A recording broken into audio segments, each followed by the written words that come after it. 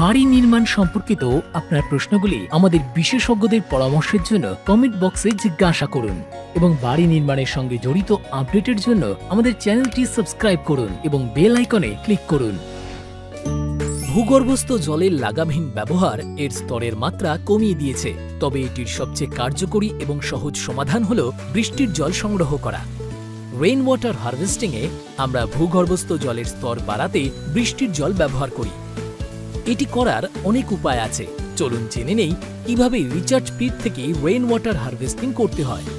প্রথমে রিচার্জ পিটের জন্য একটি গর্ত তৈরি করুন। এটি উঁচুতে তৈরি করবেন না। গর্তটি প্রায় 1 থেকে 2 মিটার চওড়া এবং 2 থেকে 3 মিটার গভীর হওয়া উচিত।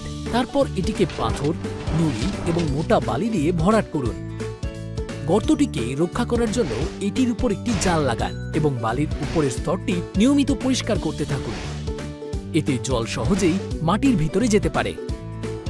বৃষ্টির জল যেখানে যেখানে জমা হয় সেখানে জলের পাইপের সাহায্যে রিচার্জ পিটে নিয়ে যাওয়া হয়। আমরা এই জল সংরক্ষণ করতে পারি এবং গৃহস্থালির কাজেও ব্যবহার করতে পারি।